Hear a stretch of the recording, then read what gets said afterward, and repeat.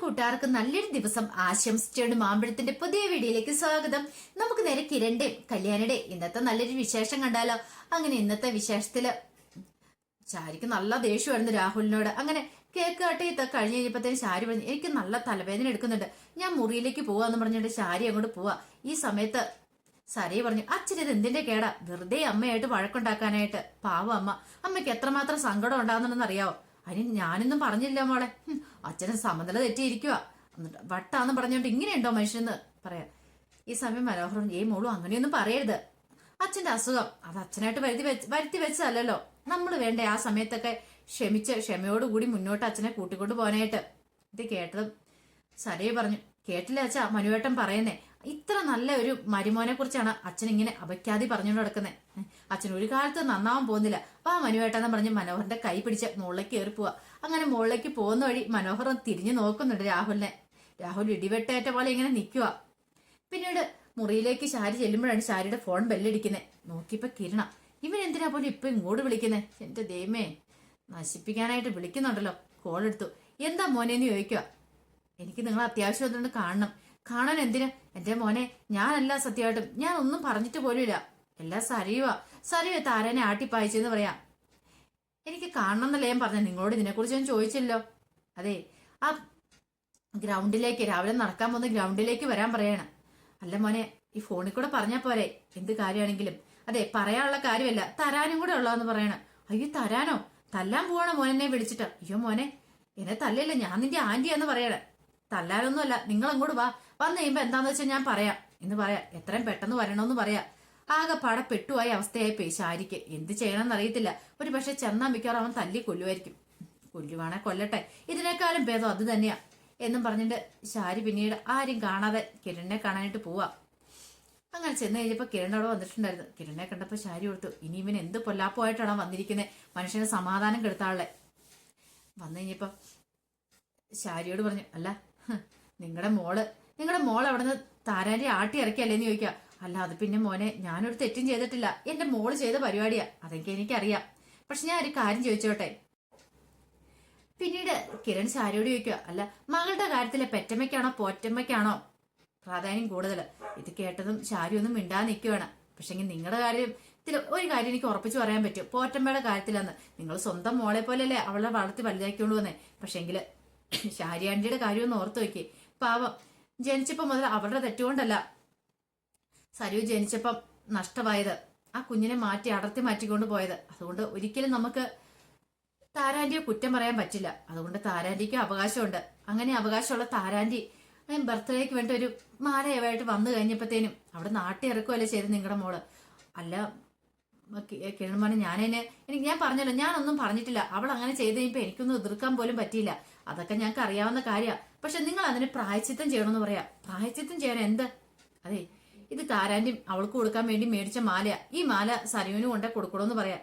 ഇത് കേട്ടപ്പോ, അയ്യോ ഞാൻ കൊണ്ടേ കൊടുത്തിട്ടുണ്ടെങ്കിൽ അവളെ തന്നെ മുഖത്ത് വലിച്ചെറിയുള്ളൂ, താര കൊണ്ടേ കൊടുത്താന്ന് പറഞ്ഞാല്. ദേ, അതിന് താരാന്റി കൊണ്ടേ കൊടുത്താന്ന് പറയാൻ ഞാൻ പറഞ്ഞോ? നിങ്ങൾ വാങ്ങിച്ച് കൊടുത്താന്ന് പറഞ്ഞാൽ മതി, പിറന്നാളുടെ സമ്മാനമായിട്ട്. എന്താ അത് പോരേന്ന് ചോദിക്കുക. അല്ല മോനെ, ഞാന് ഇതേ കൂടുതലൊന്നും പറയണ്ട, കൊടുക്കാൻ സമ്മതമാണെങ്കിൽ സമ്മതമാന്ന് പറ, ഇല്ലെങ്കിൽ കാര്യം പറഞ്ഞാലേ. ഈ കാര്യം ഞാൻ നേരിട്ട് അവളോട് പറഞ്ഞോളാന്ന് പറയാ. അവസാനം ശാരി പറഞ്ഞു, കൊടുത്തോളാം മോനെ, ഞാൻ കൊടുത്താൽ ഒരു കുഴപ്പമില്ലെന്ന് പറയാം. പിന്നീട് കിരൺ പറഞ്ഞു, ഒരു കാര്യം അറിയാലോ, ഒരു കാരണവശാലും എന്റെ കല്യാണിന്റെ നാവിൽ നിന്നൊന്നും നിങ്ങളുടെ മോളല്ല സരയൂ എന്നുള്ള സത്യം പുറത്തു വരത്തില്ല. പക്ഷേങ്കില് നിങ്ങൾ ഊടായ്പ പരിപാടി കാണിക്കാൻ ശ്രമിച്ചിട്ടുണ്ടെങ്കിൽ അറിയാലോ, ഞാനായിരിക്കില്ല, താരാന്റി ആയിരിക്കും കോടതിയിലേക്ക് പോകാൻ പോന്നേ മോളുടെ അവകാശത്തിന് വേണ്ടിയിട്ട്. അങ്ങനെ അവസ്ഥ ഉണ്ടായി കൊടുക്കണം. അതുകൊണ്ട് മാന്യമര്യാദയോടെ ജീവിച്ചുകൊണ്ട് പോയാൽ നിങ്ങൾക്ക് കുഴപ്പമില്ലാന്ന് പറയാ. ഇത് കേട്ടതെന്ന് ശാരി പെട്ടെന്ന് പറഞ്ഞു, മോനെ കുഴപ്പമൊന്നുമില്ല, അതെ ഞങ്ങൾ അധികം വൈകാതെ തന്നെ അമേരിക്കയ്ക്ക് പോകുന്നു പറയാ. ഇത് കേട്ടോ കിരണിന്റെ ചിരി വന്നു. കിരൺ പറഞ്ഞു, അമേരിക്കയ്ക്കോ? അങ്ങനെ വിസയൊക്കെ ശരിയായോ? എല്ലാം ശരിയായിക്കൊണ്ടിരിക്കുന്നു മനുമോൻ, അതൊക്കെ ശരിയായിക്കൊണ്ടിരിക്കുവാന്ന് പറയാം. അല്ല എന്താ മോനെ ചിരിച്ചേ? ഒന്നുമില്ലാന്ന് പറയാ. ശാരിക്ക് മനസ്സിലായി ഇവൻ എന്താ ചിരിച്ചേ, തന്നെ കളിയാക്കി ചിരിച്ചാണോ, അത് താൻ പോകുന്ന അങ്ങോട്ട് ഇഷ്ടപ്പെട്ടില്ലാന്നുണ്ടോ, എന്തോ കാര്യമായിട്ടൊരു പ്രശ്നമുണ്ട്. പിന്നീട് കിരൺ പറഞ്ഞു, അമേരിക്കയ്ക്ക് പോയാൽ കൊള്ളാം. അതൊക്കെ പോകും മോനെ, ഉറപ്പായിട്ട് പോകുന്നു പറയണം. എന്നാ ശരി, നിങ്ങൾ പൊക്കോ, എത്രയും പെട്ടെന്ന് കൊണ്ടേ കൊടുക്കാൻ നോക്ക്. പിന്നെ പറഞ്ഞൊക്കെ ഓർമ്മയുണ്ടല്ലോ, എവിടെയായാലും എന്തെങ്കിലും കാര്യത്തിന് വീഴ്ച വന്നിട്ടുണ്ടെങ്കിൽ പിന്നെ നിങ്ങൾ ഉദ്ദേശിച്ച പോലെ ഒന്നും ആയിരിക്കില്ല കാര്യങ്ങളൊക്കെ നടക്കുന്നേ. അത് മാത്രമല്ല സരിയു സത്യങ്ങളൊക്കെ അറിയുകയും ചെയ്യും. താരാന്റിയാണ് തന്റെ അമ്മയെന്നുള്ള സത്യം. അത് അറിയിക്കണോ അതോ ഇനി മുന്നോട്ട് അറിയിക്കാതെ ജീവിച്ചു പോകണമെന്ന് നിങ്ങൾ തീരുമാനിച്ചാൽ മതി എന്ന് പറയണം. എന്റെ ഭാഗത്തുനിന്ന് ഒരു പ്രശ്നം ഉണ്ടാവില്ല കിരൺ മോനെ, ധൈര്യമായിട്ട് പൊക്കോളാൻ പറയണം. അങ്ങനെ തകർന്ന മനസ്സോടുകൂടിയാണ് ശാരി വീട്ടിലേക്ക് വരുന്നത്.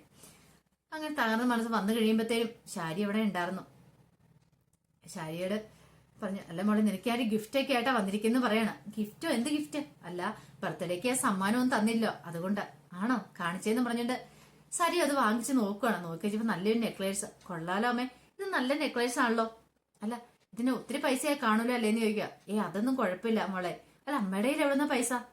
അത് പിന്നെ ഞാനിങ്ങനെ കുറച്ച് പൈസ മിച്ചം വെച്ച് വാങ്ങിയതാന്ന് പറയാ. അങ്ങനെയല്ലേ പറയാൻ പറ്റുള്ളൂ. അല്ലാതെ പറഞ്ഞിട്ടുണ്ടെങ്കിൽ ആ സെക്കൻഡിൽ തന്നെ മൊത്തം വലിച്ചെറിയ അവള് താര കൊടുത്താന്ന് അറിഞ്ഞിട്ടുണ്ടെങ്കിൽ. പെട്ടെന്ന് സരി പറഞ്ഞു, അമ്മ ഞാൻ ഇന്ന് ഇട്ടിട്ട് വരട്ടേന്ന് പറഞ്ഞ് നേരെ കണ്ണാട് മുന്നിലേക്ക് പോവാണ്. അങ്ങനെ ഇട്ടു. സൂപ്പർ ആയിട്ടുണ്ട്, കൊള്ളാം, നല്ല ഭംഗിയുണ്ട്. പിന്നീട് ശാരിയുടെ അടുത്ത് വന്നിട്ട് പറഞ്ഞു, അമ്മേ നല്ല ഭംഗിയുണ്ട് ഇത് കാണാനായിട്ട്, അമ്മയുടെ സെലക്ഷൻ കൊള്ളാന്ന് പറയണം. ഈ സമയം ശാരി പറഞ്ഞു, അത്രയ്ക്ക് പോരാന്ന് പറയണം. കാരണം താരയുള്ള വാങ്ങിച്ചു കൊടുത്തേ. അമ്മ എന്തായി പറയണേ? എനിക്ക് ഭയങ്കരമായിട്ട് ഇഷ്ടപ്പെട്ടു കേട്ടോ. ഇത് ഇടമാനുവേട്ടൻ എനിക്ക് നെക്ലേസ് വാങ്ങി തന്നു, അല്ല മനുവേട്ടൻ എനിക്ക് ബ്രേസ്ലെറ്റ് വാങ്ങി തന്നു. അമ്മ ഇപ്പം നെക്ലേസ് വാങ്ങി തന്നു. കൊള്ളാം, എനിക്ക് ഇഷ്ടപ്പെട്ടെന്ന് പറയാ. ഈ പിറന്നാൾ എന്തായാലും നല്ല അടിപൊളി പിറന്നാളായിരുന്നു പറയാ. ഈ സമയം ശാരിയുടെ കണ്ണ് നിറഞ്ഞൊഴുകി. എന്താ അമ്മ കരയണ? എന്താ അമ്മയ്ക്ക് എന്തെങ്കിലും പ്രശ്നമുണ്ടോ? തലവേദന എന്തെങ്കിലും കൂടുതലാണോ? അങ്ങനെയൊന്നും ഇല്ല. പിന്നെന്താ കുഴപ്പം? അല്ലാതെ പിന്നെ ഞാൻ നിന്റെ അച്ഛനെ കുറിച്ച് ഓർത്ത് സങ്കടപ്പെട്ടാ. നിന്റെ അച്ഛന്റെ സ്വഭാവം അറിയാലോ. ഇപ്പൊ തന്നെ കണ്ടില്ല എന്തൊക്കെ എടാകൂടങ്ങൾ ഒപ്പിച്ചു വെച്ചിരിക്കുന്നത്. ഇപ്പം നിന്റെ ആന്റി ഇനിയിപ്പോ സ്വത്തുക്കൾ തരുമെന്ന് പറഞ്ഞിട്ട് പകുതി സ്വത്ത് സോണിക്ക് കൊടുത്തു. ഇനിയിപ്പോ ബാക്കി പകുതി കിട്ടുമെന്നുള്ള പ്രതീക്ഷയും കൂടെ ഇല്ല. അമ്മ ധൈര്യമായിട്ടിരിക്കുക. അല്ല ആ ചന്ദ്രസേനും രൂപാന്റെയും തമ്മിൽ അടുത്തിട്ടൊന്നും ഇല്ല അല്ലോന്ന് ചോദിക്കണേ. അടുത്തിട്ടൊന്നും ഇല്ല. അങ്ങനെയല്ലേ പറയാൻ പറ്റുള്ളൂ. അതേതായാലും നന്നായി. അതുകൊണ്ട് ഇനിയിപ്പോ രൂപാന്റെ ബാക്കി സ്വത്തുക്കൾ നമുക്ക് തരുമേ. അതിനുള്ള വഴികളൊക്കെ ഞാൻ കണ്ടിട്ടുണ്ടെന്ന് സരി പറയുക. ഈ സമയം ശാരി പറഞ്ഞു, ഇനിയിപ്പൊ നീ എന്തൊക്കെ വഴികൾ കണ്ടു എന്ന് പറഞ്ഞിട്ട് ഒരു കാര്യമില്ല സരിയു, എല്ലാം നമ്മുടെ കൈവിട്ട് പോയെന്ന് മനസ്സിൽ പറയാം. പിന്നീട് ചന്ദ്രസേനും രൂപയെ സംസാരിച്ചുകൊണ്ടിരിക്കുമായിരുന്നു. രൂപ പറഞ്ഞു, പാവം താര, അവൾക്ക് വല്ലാത്ത വിഷമായിരുന്നു. സരിവിന്റെ ബർത്ത്ഡേക്ക് വേണ്ടി ഗിഫ്റ്റ് ഒന്നും മേടിച്ചു കൊടുക്കാൻ പറ്റില്ലല്ലോ എന്നൊക്കെ ഓർത്തിട്ട്. അങ്ങനെ എന്നോടൊന്ന് സങ്കടം പറഞ്ഞു. കുറെ കാലം അവളെ ഞാൻ ആട്ടിപ്പയച്ചല്ലേ വീട്ടിൽ നിന്ന്. അതുകൊണ്ട് ഞാൻ അവൾക്ക് ആ നെക്ലേസ് വാങ്ങിക്കൊടുത്തേ സരുവിന് കൊടുക്കാനുള്ള. അല്ലെങ്കിൽ അവളുടെ എവിടുന്ന ഈ പൈസ? ഇത് കേട്ട ചന്ദ്രസേനൻ പറഞ്ഞു, അതൊരു നല്ല കാര്യം തന്നെയാണ് നീ ചെയ്തത്. പക്ഷെ ഇതെങ്ങനെ അവൾ അറിയുവോ? എവിടുന്ന് അറിയാനായിട്ട്? അങ്ങനെയൊന്നും അറിയാൻ പോകുന്നില്ല. ആ നെക്ലേസ് അവളുടെ കഴുത്തെ കിടക്കുന്ന കാണണമെന്ന് താരയ്ക്ക് വലിയ ആഗ്രഹമുണ്ട്. അതൊരു പക്ഷെ അവള് കഴുത്തേന്ന് ഊരി കാണത്തൊന്നുമില്ല. കാണുമായിരിക്കും. അധികം വൈകാതെ ആ കാഴ്ച കാണാതിരിക്കും എന്ന് പറയാം. ഇത് കേട്ടത് ചന്ദ്രസേനൻ ശരിയാ, പാവം താരയുടെ കാര്യം ഒന്ന് ഓർത്തു നോക്കിയേ. കുഞ്ഞ് പറന്നിട്ട് അധികം വൈകാതെ തന്നെ അവളെ ആ കുഞ്ഞിൽ നിന്ന് അകറ്റിയില്ലേ. അങ്ങനെയുള്ള ദുഷ്ടത്തരല്ലേ രാഹുൽ എന്ന് പറഞ്ഞ അവൻ ചെയ്തേ. എന്നിട്ടോ അവനിപ്പൊ കണ്ടത് നല്ല സൂക്ഷിച്ച് ജീവിച്ചോണ്ടിരിക്കുന്ന അവനാണ് ശിക്ഷ കിട്ടേണ്ടിരുന്ന പറയാണ്. അതെ ചന്ദ്രേട്ടൻ പേടിക്കൊന്നും വേണ്ട, അവനുള്ള ശിക്ഷ അധികം വൈകാതെ തന്നെ കിട്ടുമെന്ന് പറയണം. പിന്നീട് കാണിക്കുന്ന സരു ഇങ്ങനെ മുറിയിൽ നെക്ലേസ് ഒക്കെ നോക്കിയിരിക്കുകയാണ്. സരുവിന്റെ മുന്നിലേക്ക് അപ്പോഴാണ് നമ്മുടെ മനോഹറിന്റെ കടന്നവരവ്. പെട്ടെന്ന് മനോഹർ ശ്രദ്ധിച്ചു സരുവിന്റെ കഴുത്തിൽ കിടക്കുന്ന ഈ മാല. അപ്പൊ അത് കണ്ട് ഇങ്ങനെ മനോഹർ ആകാംക്ഷപൂർവ്വം നോക്കുവാണ് ആ മാലയിലേക്ക്. അപ്പൊ അതിന്റെ വിശേഷങ്ങളൊക്കെയാണ് നമ്മളിന്ന് കണ്ടേ. ഇതിന്റെ ബാക്കി വിശേഷങ്ങളുമായിട്ട് വൈകുന്നേരത്തെ പ്രമോയി വരാട്ടോ. ഒരിക്കൽ കൂടി എല്ലാവർക്കും നല്ലൊരു ദിവസം ആശംസിച്ചു നിർത്തുന്നു. നന്ദി.